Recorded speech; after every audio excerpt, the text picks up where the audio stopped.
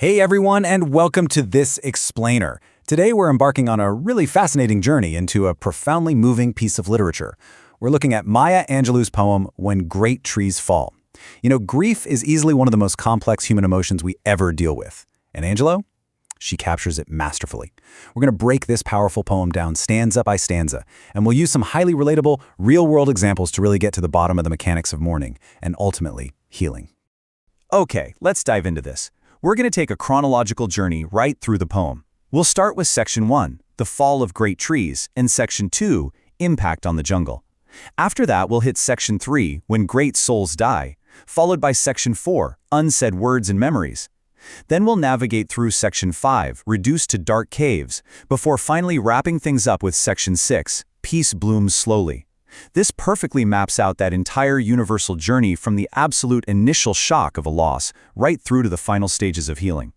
So, Section 1, The Fall of Great Trees, looking at the immense shock of losing a monumental figure. Angelou kicks things off by setting this incredibly dramatic, almost physical tone. And to really grasp this, just think about how massive trees operate in a forest. Their huge branches provide shelter, right? They hold up countless bird nests. But when a giant tree falls, it causes immense destruction precisely because of its massive size. Well, Angelou uses this great tree as a metaphor for highly influential, monumental human beings. Take, for example, the late former president of India, APJ Abdul Kalam.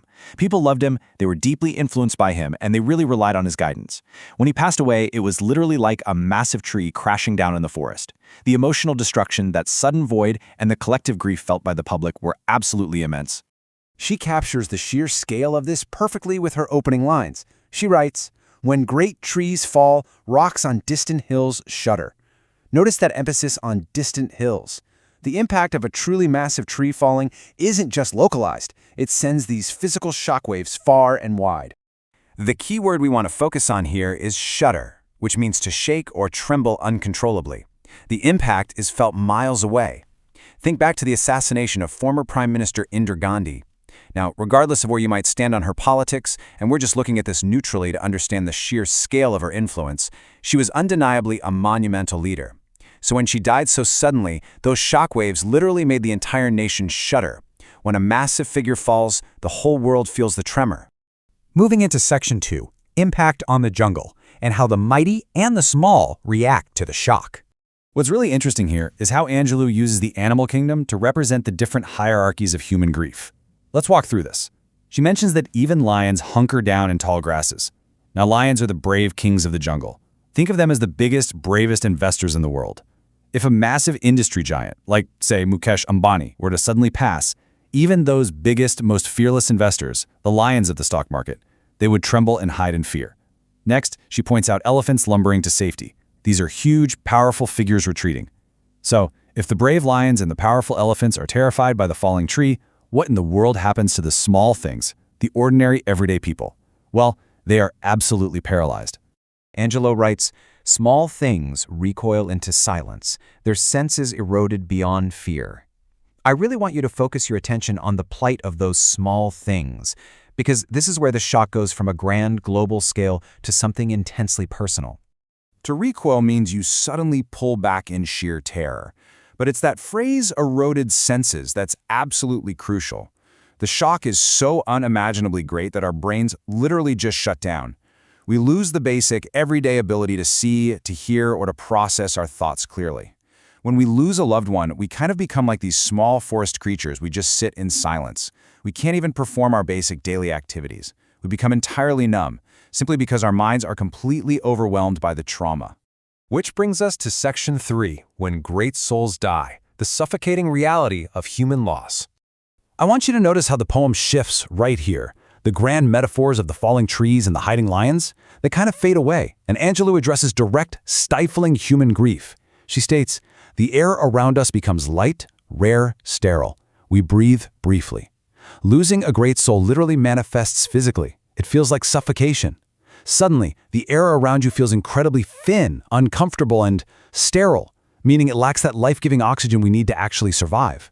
Just taking a full, deep breath becomes agonizing, so we find ourselves only breathing briefly. It's just a profoundly accurate description of the physical anxiety that comes with profound loss. Going into Section 4, Unsaid Words and Memories, and the painful clarity of what we left behind. Eventually, that initial numbness starts to fade, and it's replaced by this hyper-awareness of the past.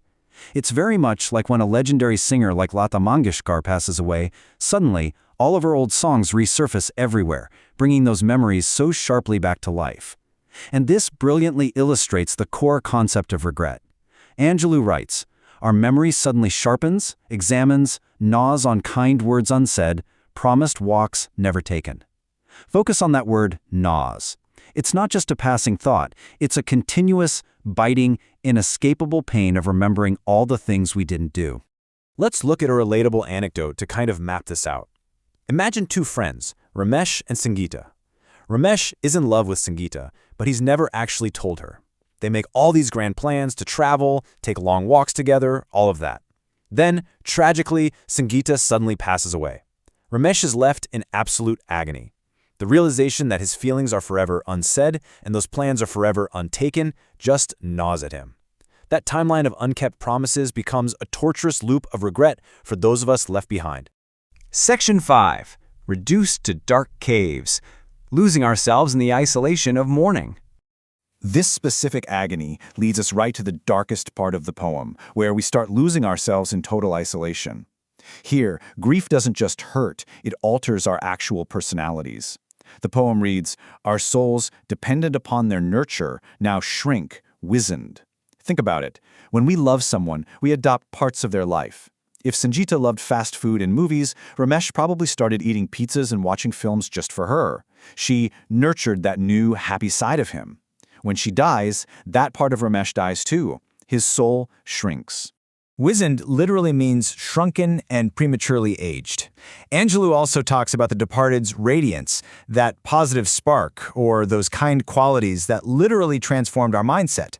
Think of the pop culture movie Terry Num. You've got the tough, rowdy character Rave Bhaya, and his entire mindset is beautifully transformed by a kind girl's radiance.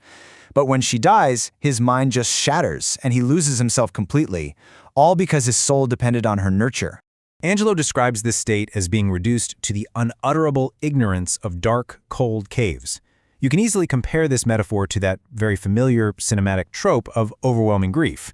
Think of the movie Kabir Singh, right? Where the main character isolates himself completely alone in a dark room, totally consumed by alcohol, loneliness, and sorrow. He isn't entirely insane, but he's trapped himself in a dark, cold cave of his own making, completely unable to engage with the outside world. Okay, let's move to and see how this builds into the final phase.